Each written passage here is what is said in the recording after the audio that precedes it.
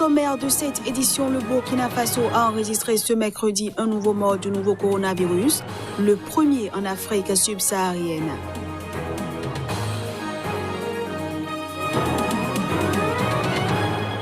Le ministre nigérian de la Santé a annoncé la suspension de l'entrée sur le territoire nigérien aux voyageurs arrivant de 13 pays à risque pour lutter contre la propagation du nouveau coronavirus. Et puis l'Organisation mondiale de la santé OMS a appelé le continent africain à se réveiller et à se préparer au pire face à la propagation du coronavirus.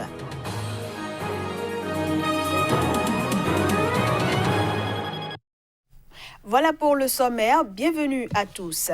Les appels se multiplient depuis ce mardi pour demander aux partis en conflit en Libye d'observer une trêve humanitaire. L'ONU ainsi que plusieurs pays arabes et occidentaux estiment que cela va permettre aux autorités sanitaires de mieux lutter contre le nouveau coronavirus.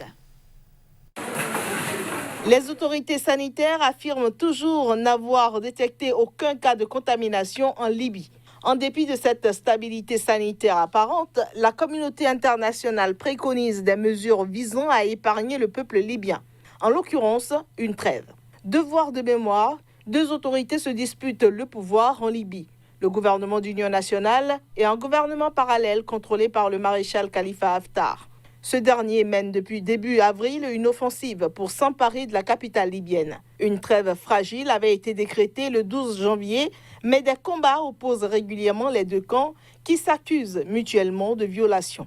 Mais avec le Covid-19 qui fait des ravages dans le monde, les ambassades d'une dizaine de pays ainsi que la délégation de l'Union européenne ont appelé dans un communiqué conjoint à une trêve humanitaire. Ils ont appelé toutes les parties en conflit en Libye à déclarer la cessation immédiate des hostilités afin de permettre aux autorités locales de répondre à un défi de santé publique sans précédent. Après la fermeture des établissements scolaires et des lieux de rassemblement, le gouvernement d'union nationale a annoncé samedi la fermeture des frontières et la suspension des vols dans l'ouest du pays pour faire face à la propagation rapide du coronavirus dans le monde.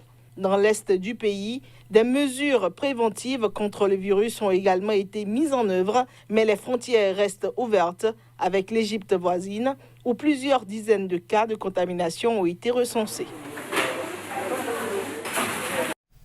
Un patient atteint de Covid-19 est mort au Burkina Faso. C'est le premier décès confirmé lié à cette maladie en Afrique subsaharienne. Le Burkina Faso a enregistré ce mercredi un mort du nouveau coronavirus. Il s'agit de la deuxième vice-présidente de l'Assemblée nationale, Rose-Marie Compaoré. Âgée de 62 ans, la députée membre de l'Union pour le progrès et le changement, un parti de l'opposition, était diabétique et était sous réanimation.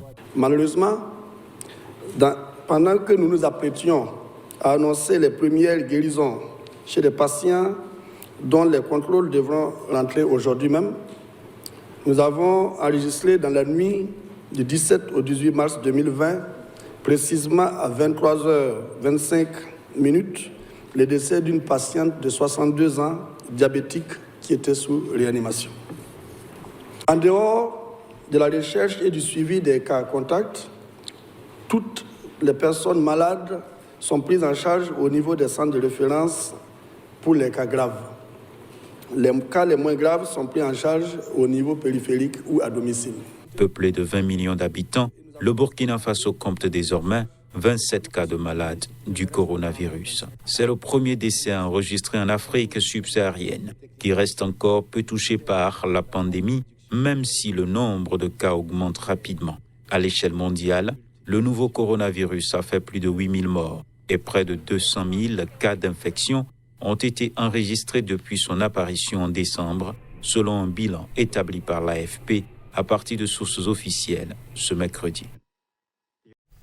Le Nigeria a suspendu ce mercredi l'entrée sur son territoire aux voyageurs arrivant de 13 pays à risque, dont les États-Unis, la Chine et plusieurs pays européens.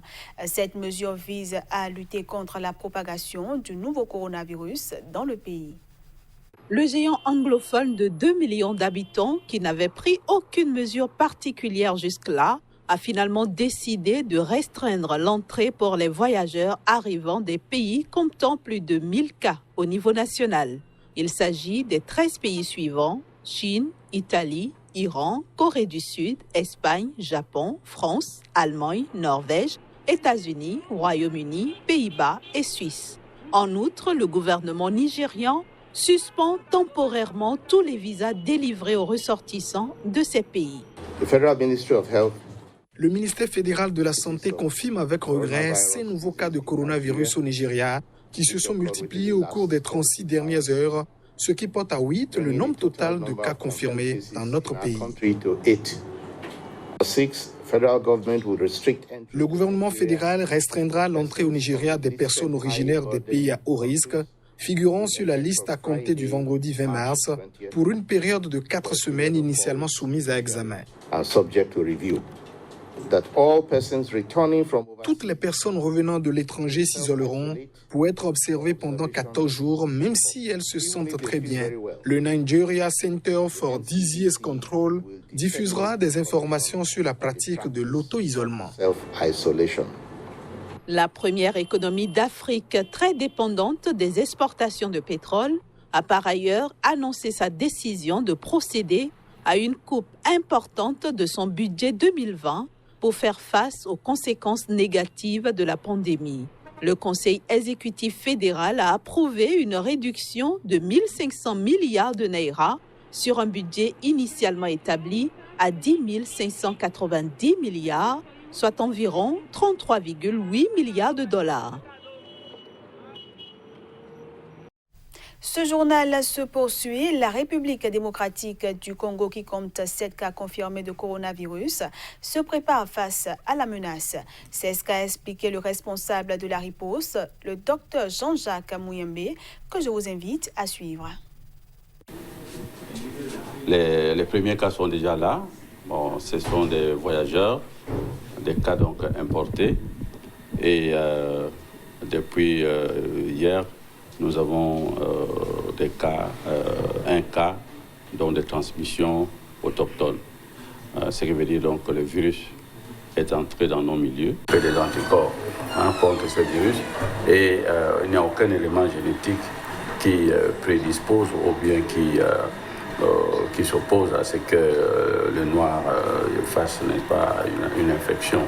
Alors, je pense que nous devons éviter tout cela et être conscients que la menace est là et nous devons éviter qu'on soit en contact avec le virus. Je pense que nous tous les pays procèdent par la fermeture, n'est-ce pas, des frontières et nous n'allons pas échapper à cela.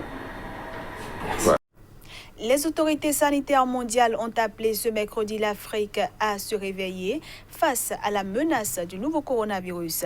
Elles soulignent surtout que le continent devait se préparer au pire. Le chef de l'Organisation mondiale de la santé a déclaré que si l'Afrique a jusqu'à présent connu peu de cas de Covid-19, le continent devrait se préparer au pire.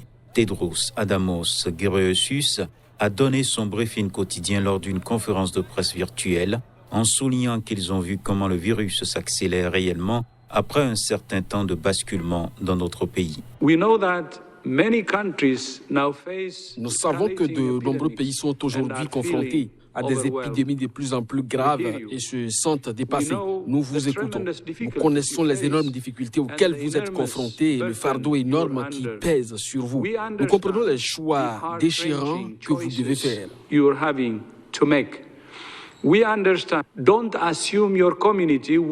Ne supposez pas que votre communauté ne sera pas touchée. Préparez-vous comme si elle allait l'être. Ne présumez pas que vous ne serez pas touché. Préparez-vous comme si vous alliez l'être. Mais il y a de l'espoir. Il y a beaucoup de choses que tous les pays peuvent faire.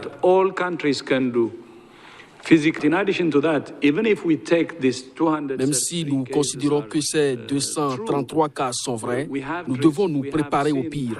Dans d'autres pays, nous avons vu comment le virus s'accélère réellement après un certain point de basculement.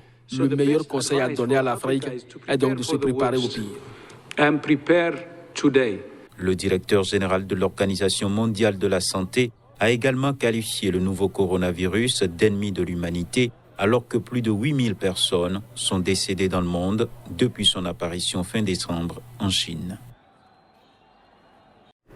On passe à présent à la revue de presse Afrique.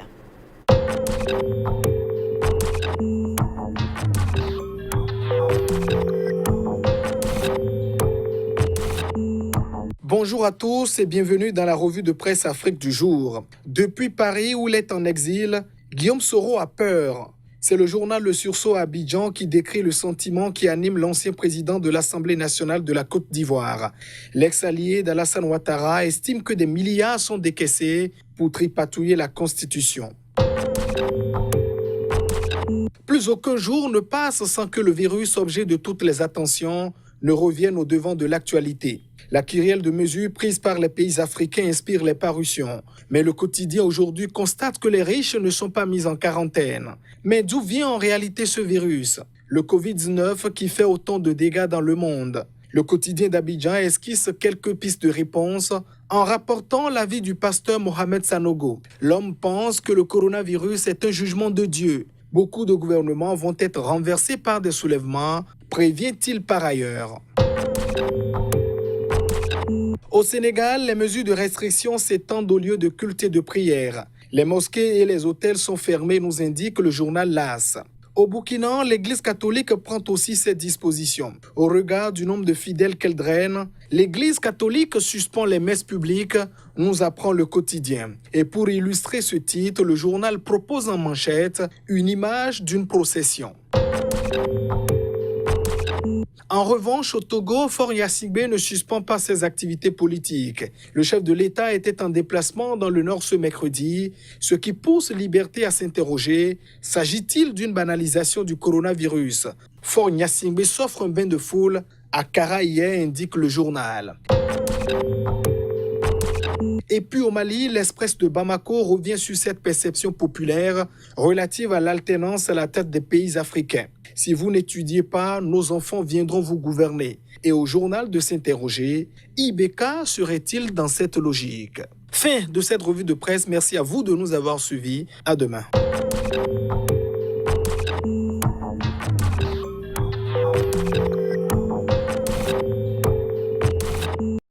Ce sera tout pour cette édition que je vous remercie d'avoir suivi.